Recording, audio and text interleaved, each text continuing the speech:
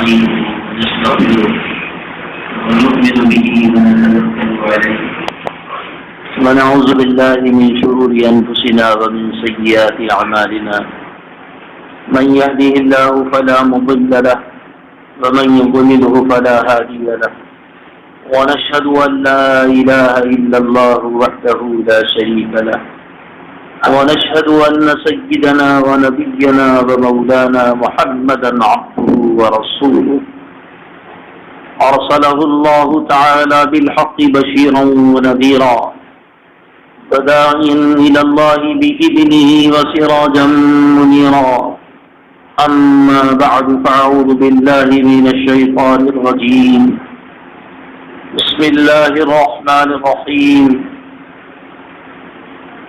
يا أيها الذين آمنوا قوا أنفسكم وأهليكم نارا وقودها الناس والحجارة عليها ملائكة غلاظ شداد لا يعصون الله ما أمرهم ويفعلون ما يؤمرون صدق الله العظيم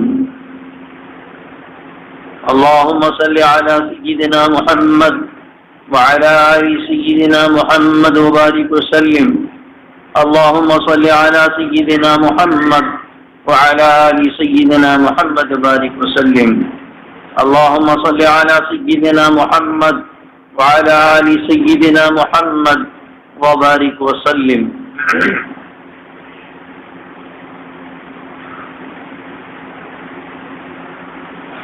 بزرگان محترم و عزیز دوستو ساتھیو، پیوستہ جمعے میں قرآن پاک کی آیت آپ کے سامنے تلاوت کی گئی تھی اور اس کے بارے میں چند باتیں عرض کی گئی تھی. اسی کی بعض باتیں جو رہ گئی ہیں بچوں کے اور بچیوں کی تربیت کے سلسلے میں قرآن پاک کی اس آیت میں اللہ پاک نے واضح پیغام دیا ہے. اے ایمان والو، اپنے آپ کو اور اپنے بیوی بچوں کو جہنم کے عذاب سے بچاؤ جس کا ایندھن لوگ اور پتھر ہوں گے.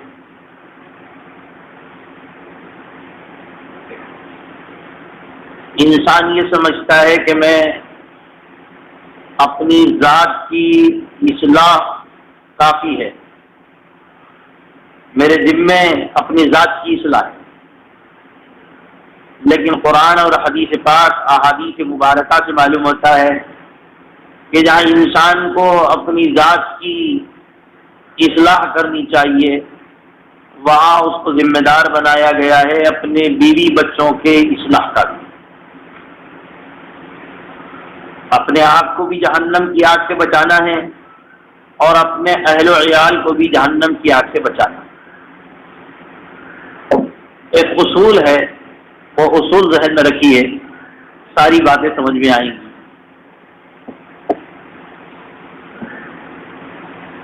انسانوں کے مزاج کو تبدیل کرنے کے لیے سب سے مؤثر طریقہ تعلیم. نسلوں کو تباہ و برباد کرنے کے لیے جو ہتھیار عیسائی مشنری نے اختیار کیا ہے وہ تعلیم اور صحت. تعلیم کے ذریعے سے انسان کا ذہن بدلتا ہے.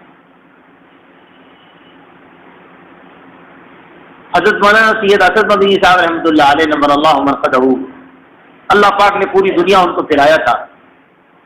باہر کے دورے سے مرتبہ تشریف لائے، علماء کا اجلاس تھا، میں بھی اس میں حاضر تھا. 10,000 علماء کرام تھے. اس میں حضرت نے لندن کے دورے کے بعد اور انگلینڈ اور یورپی ممالک کے دورے کے بعد وہاں کے تاثرات پیش کیے. انہوں نے کہا کہ ایک عیسائی مشنری کے اسکول میں جانا ہوا جائزے کے لیے. وہاں دیکھا کہ ایک ٹیچر بچوں کو پڑھا رہی ہے. اور اس میں مسلمان بچے بھی ہیں، ہر مذہب کے بچے ہیں. اور اس نے پڑھاتے پڑھاتے یہ اعلان کیا کہ بچوں اپنے رب سے مانگو جن کو تم خدا سمجھتے ہو، ان سے مانگو کہ چاکلیٹ دے. بچوں نے یہ کہا، وہ جو مسلمان تھے، کہ اللہ چاکلیٹ دے. کسی نے کچھ کہا کہ کوئی چاکلیٹ نہیں آیا. اس نے سارے بچوں سے پھر کہا کہ بچوں دیکھو یسوع سے مانگو، عیسیٰ مسیح سے مانگو.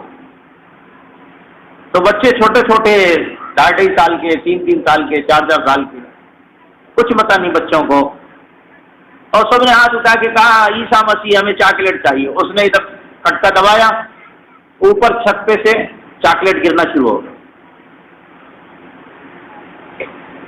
بچوں سے کہا کہ دیکھو تمہیں چاکلیٹ کس نے دیا، کس کے نام پہ تمہیں چاکلیٹ ملے؟ کہنے لگے عیسیٰ مسیح. تو اس سے مانگنا چاہیے تھا. بچوں کا ذہن بدل گیا.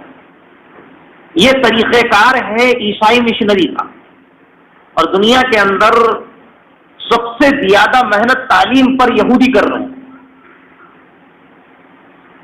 بچے کے پیدا ہونے سے پہلے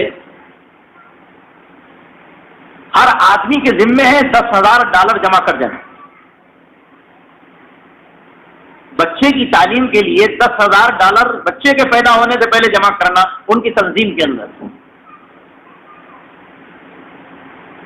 کیوں؟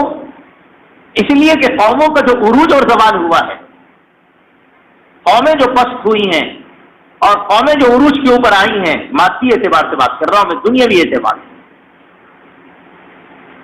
اعتبار سے ان کا عروج و زوال، ان کی داستان یہ ہے کہ انہوں نے کہا کہ تعلیم جس کے پاس ہوگی وہ قوم بااثر ہوگی،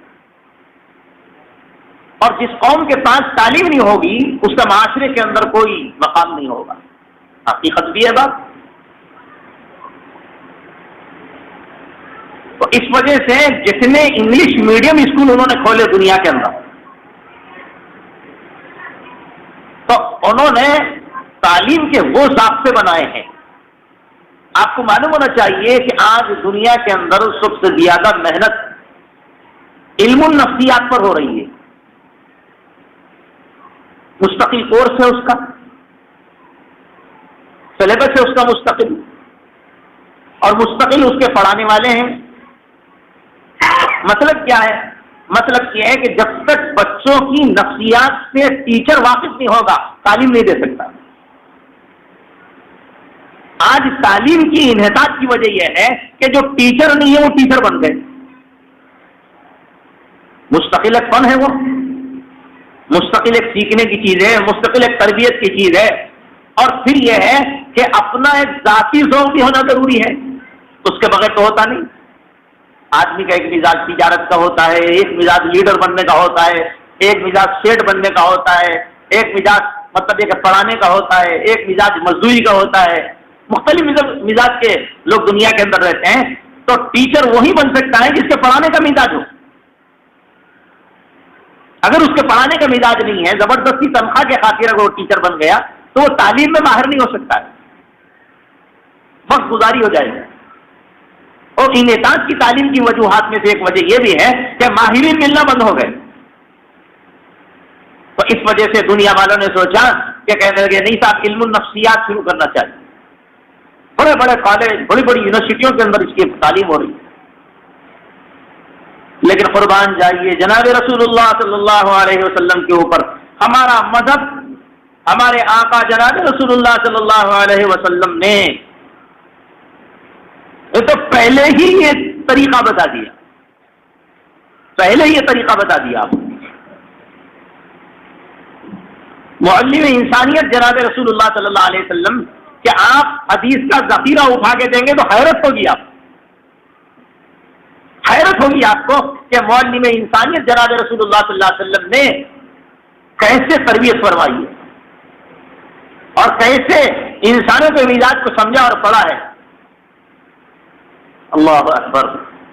حضرت حسان بن ثابت رضی اللہ تعالیٰ شاعر ہے، نعت پڑھا کرتے تھے. اللہ کے نبی کا کمال یہ تھا کہ آپ منبر پہ حضرت حسان کو بٹھاتے اور نیچے آپ بیٹھتے، حسان نعت پڑھو. نعت کا پڑھنا عبادت ہے، نعت کا پڑھنا ثواب ہے. جناب رسول اللہ صلی اللہ علیہ وسلم کی تعریف میں اوپر بٹھا دیا، آپ نیچے بیٹھ گئے. شاعر اسلام تھے وہ تو. جس وقت غزوہ خندق کا موقع آیا، غزوہ خندق کے موقع پر جناب رسول اللہ صلی اللہ علیہ وسلم نے 10 صحابہ کے دستے بنائے، ایک امیر بنایا. ازواج مطہرات بھی وہاں پر تھیں. حضرت حسان ابن ثابت رضی اللہ تعالیٰ عنہ بھی ایک جگہ تھے، لیکن اللہ کے نبی نے ان کو وہ کام نہیں دیا کوئی سبھی. دشمن کا مقابلہ ہوا، دشمن ادھر سے آیا وار کرنے کے لیے. حضرت ام سلمہ نے فرمایا حسان دشمن آ رہا ہے، ہتھیار کو اٹھاؤ. حضرت حسان نے کہا کہ اگر مجھے ہتھیار اٹھانے آتا تو اللہ کے نبی ازواج مطہرات کی نگرانی کے لیے کیوں کھڑا کرتے؟ مجھے تو آپ لوگوں کی نگرانی کے لیے کیوں کھڑا کیا گیا؟ مجھے تو کہاں آتا یہ کام. جناب رسول اللہ صلی اللہ علیہ وسلم ایسے نفسیات کے ماہر تھے، ایسے مزاج شناس تھے. جس صحابی کو جو کام دینا ہے وہ صحابی کو وہ کام دیا کرتے تھے. حضرت خالد بن ولید، حضرت ام سلمہ نے ہتھیار لیے تھے، دشمن کا مقابلہ کیا، حسان نہیں کر سکے. بھائی میری بس کی نہیں، میرا کام تو شاعری ہے، میرا کام تو نعت پڑھنا ہے، اللہ کے نبی نے اسی منصب پر مجھے رکھا ہے. حضرت خالد بن ولید رضی اللہ تعالیٰ فتح مکہ ہو گیا، تیر انداز بہترین بہادر. حضرت سعید کو بلایا جناب رسول اللہ صلی اللہ علیہ وسلم نے، بلا کے فرمایا کہ خالد کا کیا حال ہے. دائی جو ہوتا ہے اس کی نظر ہر ایک کی خوبیوں پہ ہوتی ہے. جب تک دائی مزاج شناس نہیں ہوگا اور معلم مزاج شناس نہیں ہوگا، نہ دعوت کا کام ہو سکتا ہے نہ پڑھانے کا کام ہو سکتا ہے.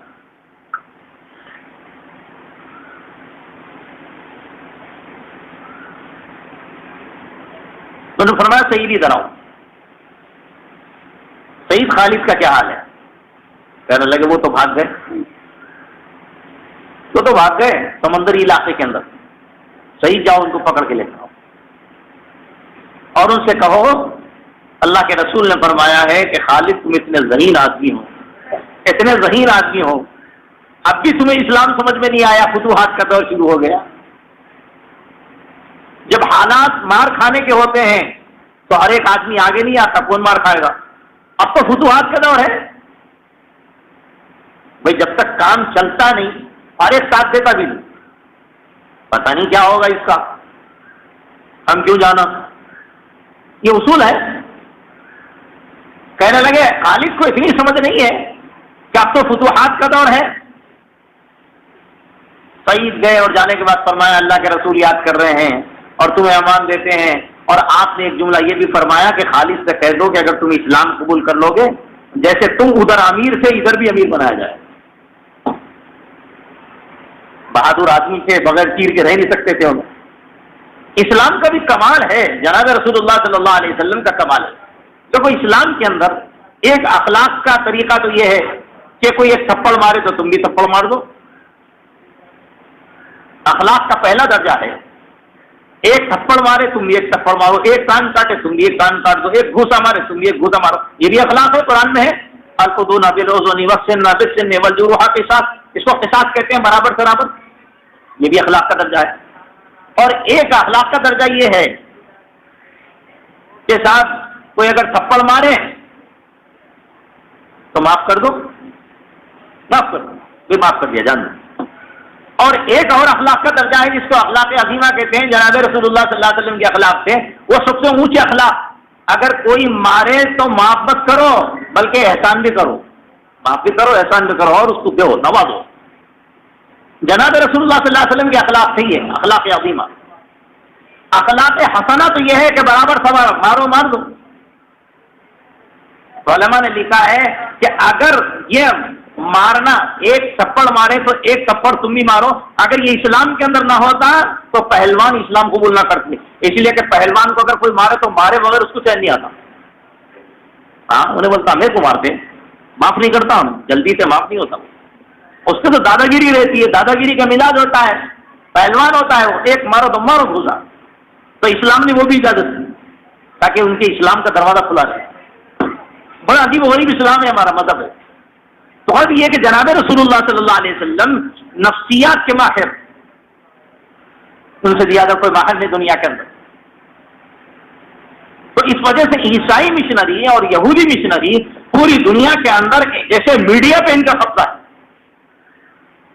میڈیا پہ ان کا قبضہ، سب سے بڑا ذہنوں کو تبدیل کرنے والا جو آلہ ہے ان کے قبضے کے اندر ہے. لوگ پریشان ہیں، اتنا تسلط ہے میڈیا کے اوپر کہ جو وہ چاہتے ہیں وہی میڈیا میں آتا ہے. آپ کے ہمارے چاہنے سے کچھ نہیں آتا، ان کی جو منشا ہوگی وہی آئے گا. کیوں؟ اس لیے کہ ان کے قبضے میں میڈیا ہے. جس طریقے سے میڈیا پہ ان کا قبضہ ہے اسی طریقے سے تعلیم پہ ان کا قبضہ ہے. کیوں؟ اس لیے کہ دنیا میں میڈیا کے ذریعے سے کروڑوں انسانوں کا ذہن بدل رہا. اس وجہ سے انہوں نے سب سے بڑی کوشش، جو ایمان کے لالے پڑے ہوئے ہیں آج ہمارے سمجھ میں نہیں آ رہا، انہوں نے سب سے بڑا کام یہ کیا ہے کہ کہنے لگے ایسے سیریل نکالو، ایسی سیریل نکالو نئی نسل کو بدلنے کے لیے، نوجوانوں کو تبدیل کرنے کے لیے. جہاں تعلیم کے ذریعے سے ان کے ذہن کو تبدیل کرنا ہے وہاں سیریل اور میڈیا کے ذریعے سے ان کے ذہن کو تبدیل کرو. غیر محسوس طریقے سے ہمارے بچے اور بچیوں سیریل دیکھتے ہیں، ایمان کا پتہ بھی نہیں رہتا کہ ایمان کا چلے گا، ایمان کا پتہ بھی نہیں رہتا ایمان ہے ایسا زبردست قسم کا ایمان پر ڈاکا ہے. سمجھ میں نہیں آ رہی بات، لیکن اب جب نتائج نکل رہے ہیں تو اب لوگوں کے سمجھ میں آ رہی بات کہ ہوا کیا. ارے یہ تو بہت دنوں سے پلان چل رہا ہے ذہنوں کو بدلنے کا. اس وجہ سے ہمارے پاس اسلام کے اندر بنیادی جو چیز ہے وہ تعلیم، بنیادی جو چیز ہے وہ تعلیم. نئی نسل کے ایمان کی حفاظت کے لیے، نئی نسل کے ایمان کی حفاظت کے لیے ان کی تعلیم کا نظام قائم کرنا فرض عین ہے. یاد رکھ لو بات، اگر نئی نسل کی تعلیم و تربیت کا انتظام نہیں کیا گیا بچے ہمارے قابو میں نہیں رہ سکتے، نہ بچیاں رہ سکتی ہیں نہ بچے رہ سکتے ہیں. اس طرف سے اتنی غفلت ہے تصور نہیں کر سکتے. اس میں گجرات کے لوگ کامیاب ہیں. میں اپنی آنکھوں سے دیکھ رہا ہوں، میرا چلہ لگا تھا 20 سال پہلے گجرات کا، تو میں نے سارے گجرات پھر کے دیکھا، وہاں کا تعلیمی نظام میں نے دیکھا. ایسا زبردست انتظام انہوں نے، بڑے عقل مند لوگ، بڑے ہوشیار لوگ، پوری دنیا میں تجارت ان کی. انہوں نے کہا کہ آج مطلب یہ کہ ہتھیار اور اسلحہ سے باطل کا مقابلہ نہیں ہو سکتا ہے، تجارت سے مقابلہ ہو سکتا ہے. تجارت کو یہ بھی فلسفہ کسی کے سمجھ میں نہیں آ رہا. آج سب سے بڑا ہتھیار اگر ہے تو وہ تجارت ہے. تو اس وجہ سے بہت پہلے انہوں نے اس بات کو سمجھ لیا کہ صاحب آج دنیا کے اندر اصول و رسوخ اگر قائم کرنا ہے اور اسلام کا نظام قائم کرنا ہے اور اسلام کی اشاعت کرنا ہے اور دعوت کے ذریعے سے پوری دنیا میں اسلام کو پھیلانا ہے تو تجارت میں داخل ہونا ضروری ہے. ایک تاجر کا جو بازار کے اندر امیج ہوتا ہے کسی اور کا نہیں ہوتا. دکان پہ بیٹھنے والے سیٹ صاحب کسی کو ایک پیسہ نہیں دیتے، پوری دکان پورے بازار پہ ان کی ٹھاک رہی تھی. کہیں کی بھائی وہ بازار میں بیٹھنے والے سیٹ صاحب کا اتنا مطلب امیج رہتا ہے کہ وہ تجارت کا ہے، تجارت کی ایک ٹھاک ہوتی ہے. اس وجہ سے یہودی نے سب سے بڑا دوسرا کام تجارت کا کیا. تعلیم کے ذریعے سے اونچے پہنچے، تجارت کے ذریعے سے عالمی منڈیوں کے اوپر قابض ہو گئے. نئی نسل کی حفاظت کے لیے انہوں نے برسوں پہلے اپنے بچے اور بچیوں کی ایمان کی حفاظت کرنا ہے تو انہوں نے مکاتب قائم کیا. اور آپ کو حیرت ہوگی ایسا مکاتب کا نظام پورے آندھرا میں نہیں ہے، اب بھی نہیں ہے، صحیح نہیں ہے. جس مسجد کی کمیٹی ہوگی سارے کے سارے تبلیغی لوگ ہیں، سارے کے سارے تبلیغی لوگ. اس لیے کہ اکثر گجرات میں تبلیغی کام، اور اس تبلیغی کام کی وجہ سے انہیں پورے گجرات کے اندر انقلاب آیا. بہت سے علاقوں میں ان کی عورتوں میں، ان کے بچوں میں، ان کے بڑوں میں، ان کے بوڑھوں میں عجیب و غریب قسم کی دینداری ہے. ایک گاؤں میں ہم گئے، 15 مکانات تھے. اثر کے بعد گشت کے فضائل بیان کیا. انہوں نے کہا کہ مول صاحب آپ گشت کے فضائل بیان کرو. میں نے گشت کے فضائل بیان کر دیے. تو گشت کے فضائل کے بعد سارے شہر، سارے گاؤں کے لوگ کہنے لگے یہاں تو پورے لوگ موجود ہیں، کس میں گشت کرتے ہیں؟ بھائی آپ جو گشت کرنے جا رہے ہیں تو وہ تو پورے لوگ یہاں آ گئے، اب گشت کس میں کرتے ہیں؟ یہ بات تو آپ کی معقول ہے، بات تو آپ کی معقول ہے کہ بھائی بستی کے جتنے لوگ ہیں وہ پورے نمازی ہیں، اور 15 گھر اگر ہمارے گاؤں کے اندر ہے تو 15 گاؤں کے جو مسلمان ہیں وہ سارے مسجد میں ہیں، بالغ مسلمان، ہم کس میں کرو گے؟ میں نے کہا کہ بھائی دیکھو، چاہے تو ہو سارے لوگ ہمارے ساتھ آؤ، اس سنت کی نقل تو اتار کے آؤ، اور پردے کے اندر عورتوں سے بات کر کے آؤ، دین کی بات کریں، دین سمجھائیں گے۔ کتنے آگے ہیں وہ لوگ ہر اعتبار۔ تو انہوں نے تعلیم کا نظام ایسا قائم کیا کہ جو مسجد کی کمیٹی ہوتی ہے، تو مسجد کی کمیٹی کی ذمہ داری ہے اصل بنیادی طور پر تعلیم۔ تو انہوں نے کیا کیا، انہوں نے ایک تعلیمی کمیٹی بنائی، اور تعلیمی کمیٹی بنانے کے بعد ایک ملساک کی تنخواہ 6000 روپے 1 گھنٹے کی۔ اسکولوں میں بھی نہیں دیتے کوئی، 6 گھنٹے 8 گھنٹے کے بھی نہیں ملتے، ذہین لوگ ہیں وہ۔ انہوں نے کہا 1 گھنٹہ آپ کو پڑھانا ہے، آپ کو 6000 روپے دیں گے۔ مالدار لوگ ہیں۔ اس کا انہوں نے ایک نصاب بنایا، اور نصاب بنانے کے بعد 4 گھنٹے صبح صباحی اور 4 گھنٹے شام صباحی۔ کہاں بتائیے ہمارے پاس کہاں یہ نظام ہے؟ فجر کی نماز میں پورے بچے اور بچی ہیں، یعنی اپنے ایسی بلڈنگ ہے 20-20 لاکھ 10-10 لاکھ کی مسجد سے بڑے بڑے مدرسے، وہاں پر مکتب، مدرسے نہیں مکتب، مسجد کے بازو زمین ہے اور زمین کے بازو بلڈنگ ہے، جس کے اندر بڑے بڑے کالج کی طرح بلڈنگیں ہیں۔ کیوں؟ آپ سمجھیں گے اتنی بڑی بلڈنگیں کیوں بنائیں؟ ایک مکتب کے اندر 10,000 بچے، ایک مکتب کے اندر 2,000 بچے، ایک مکتب کے اندر 3,000 بچے۔ کیوں؟ اس لیے کہ وہ جو تعلیمی کمیٹی ہے، اگر کوئی بچہ نہیں آیا تو سیدھا ان کے گھر پہ پہنچ جاتی۔ بھائی آپ کا بچہ آج ہمارے مکتب میں پڑھنے کے لیے کیوں نہیں آیا؟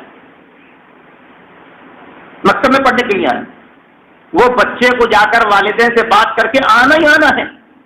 بیمار ہے تو پریشانی، یا سفر ہے تو پریشانی، بچہ گھر میں ہو مدرسے مکتب میں نہ، ایسا نہیں ہو سکتا۔ پکڑ کے لے کر آتے،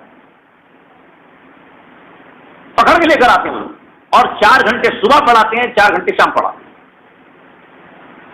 کیوں؟ اس لیے کہ یہ مسجد کی وہ تعلیم بنیادی، یہ صباحی اور مسائی کی یہ وہ بنیادی تعلیم ہے کہ بچے کو پھر ڈاکٹر اور انجینئر اور پروفیسر اور سائنسداں اور لندن اور امریکہ اور دبئی اور سعودی جانے کے بعد پھر یہ تعلیم اس کو کہیں میسر آنے والی، اس پر اس کے پورے ایمان کا مدار ہے، اس کے اوپر پورے اس کے ایمان کا مدار ہے۔ ہمارے بہت سے بچے ہمارے محلے کے باہر ہیں، تو بعض مرتبہ ان کے والدین ہم سے کہتے ہیں آ کر کہ ہمارے بچے یہ کہتے ہیں کہ آپ نے جو جمعہ میں تقریر کی ہے ان کے پاس اتنا ہی دین ہے، بس وہ دین ان کے پاس ہے اور کوئی دین نہیں ہے۔ یعنی ان کی مصروفیت کا یہ حال ہے کہ گھر میں آنے کے بعد وہ کسی قابل نہیں رہتے، کمائی کے اوپر، مصروفیات کے اوپر۔ کیوں؟ اس لیے کہ ہائی فائی تعلیم کا تو حال معلوم ہے، اسکولوں کی تعلیم کا حال معلوم ہے کہ ہمارے پاس بچے رات کے 5 بجے سے پڑھنا شروع کرتے ہیں تو رات کے 10 بجے تک پتہ نہیں کیا لکھتے رہتے، ہمارے کچھ سمجھ میں نہیں آیا۔ بستا ان کا اتنا کہ آئندہ چل کے ایک ایک آدمی کو ایک ایک نوکر رکھنا پڑے گا بچوں کے اسکول کو لے جانے کے لیے، بستے اٹھانے کے لیے، اور بچے اتنے مصروف۔ تو والدین کو بچوں کے دنیا بنانے کا شکر مزاج بنا ہوا ہے کہ ہمارا بچہ ڈاکٹر بنے، ہمارا بچہ انجینئر بنے، ہمارا بچہ سائنسداں بنے، ہمارا بچہ تاجر بنے، ہمارا بچہ فلاں بنے، سب کو ہے فلاں PhD کرے، فلاں یہ کرے، سب۔ لیکن ٹھنڈے دل سے غور کریے کہ کیا جیسے دنیاوی تعلیم پر ہمارے ماں باپ کی محنت ہے، کیا ہمارے دینی نظام کے اوپر ماں باپ کی ویسی محنت ہے کیا؟ سوال ہے، بالکل نہیں۔ بچے کی تعلیمی نظام کا کوئی نظام نہیں ہے ہمارے پاس، آدھا گھنٹہ 1 گھنٹہ صباحی نظام نہیں، 4 گھنٹے کا نظام ہونا پڑتا ہے، اور کم سے کم آپ کے علاقے کے اندر عصری تعلیم اگر اجازت نہیں دیتی تو کم سے کم 2 گھنٹے تعلیم ہونی چاہیے، اور ان 2 گھنٹوں کے اندر بچوں کو اتنا مضبوط کرنا چاہیے کہ وہ جا کے بعد میں مرتد نہ بنے۔ یہ اہم والدین ہماری بچیوں کے سلسلے میں بھی اور بچوں کے سلسلے میں بھی یہ نظام تعلیم انتہائی ضروری ہے۔ اس وجہ سے ضروری ہے کہ وہ لوگ جو عیسائی اور یہودی ہیں اور بعض دوسری مشنری ہیں، RSS کی جو تنظیم ہے آپ کے پاس، آپ کی اس ملک کے اندر اتنی منظم تنظیم ہے کہ کوئی تنظیم ویسی نہیں۔ انہوں نے اپنے نوجوانوں کو مطلب یہ کہ ذہن سازی کے لیے انہوں نے تعلیم کے ذریعے سے وہ ذہن سازی کی ہے، ان کی وہ ذہن سازی کی ہے۔ آج ملک کے اندر ایک طبقہ کھڑا ہوا ہے جن کو مسلمانوں سے نفرت ہے، ان کی داڑھیوں سے نفرت ہے، ان کے جبوں سے نفرت ہے، ان کے نمازوں سے نفرت ہے، ساری چیزوں سے نفرت پیدا ہو رہی ہے۔ کیوں؟ اس لیے کہ ان کی محنت کا نتیجہ ہے۔ تو بھائی ہر طبقہ اپنی نسلوں کی حفاظت کے لیے محنت کر رہا ہے، تو کیا ہمارے ذمے ضروری ہے یا نہیں ہے؟ یہ فکر دلانے کے لیے میں نے یہ بات کہی ہے کہ اپنے نئی نسل کے ایمان کی حفاظت کی۔ تعلیم تو دور کی بات ہے بھیا، تعلیم کا مسئلہ نہیں رہا، تعلیم تو نمبر 2 پہ آ گئی، اصل مسئلہ ایمان کا رہا۔ بچے کا ایمان کا کوئی ماحول نہیں ہے، تربیت کا کوئی ماحول نہیں ہے۔ اس وجہ سے بچے ہمارے دیکھو ایسی تنظیموں میں اور ایسے شکوک و شبہات میں اور ایسے پریشان حال ہے کہ میں تصور نہیں کر سکتا۔ کیوں؟ رات دن ہم کو سابقہ پڑتا ہے، لوگ ہم سے مسائل پوچھتے ہیں، فون کرتے ہیں، تو معلوم ہوتا ہے کہ ان کی دینی سطح کتنی کمزور ہے۔ ایک ہمارے چاہنے والے ہیں، ان کی ملازمت بنگلور میں ہے، حیدرآباد کے رہنے والے ہیں، بہت پڑھے لکھے آدمی ہیں، 70-80 ہزار روپے ان کی تنخواہ ہے۔ وہ مطلب کبھی آتے ہیں حیدرآباد تو یہاں پر جمعہ میں آتے ہیں، جمعہ کے بعد ہماری ملاقات ہوتی ہے، تو وہ اتنا قابل بچہ ہے کہ اپنی لائن کا ماہر ہے، لیکن وہ جب بھی آتے ہیں وہ کہتے ہیں کہ مول صاحب میں کچھ مسائل لکھ کر لایا ہوں، اور میرے ذہن کے اندر کچھ مسائل ہیں کہ میں بچپن سے لے کے میرے والدین نے انگلش میڈیم اسکول میں ڈالا، اور میرے گھر میں کوئی تربیت کا انتظام نہیں، ایمان کا ماحول نہیں، اور کچھ بھی نہیں پڑھا ہے، نہ ناظرہ پڑھا نہ قاعدہ پڑھا، بس اسی لائن میں رہا۔ میں اس پوسٹ پہ پہنچ گیا، میرے والدین میرے اوپر اتنی محنت کرے کہ میں امریکہ گیا اور وہاں ماہر بن کے آیا، اور پھر وہاں سے امریکہ کی کمپنی نے مجھے یہاں بھیجا، میں یہاں پر ملازم ہوں امریکہ کی کمپنی کی طرف سے، لیکن یہ ہے کہ میرے پاس دین کے سلسلے میں دین کے سلسلے میں کچھ نہیں معلوم ہے۔ اور مسئلہ اب یہ ہو گیا کہ ہمارا جو طبقہ نئی نسل ہے یہ اردو سے واقف نہیں ہے۔ آئندہ اگر علماء کرام انگلش نہیں سیکھیں گے تو اردو زبان میں تو ان کو سمجھا نہیں۔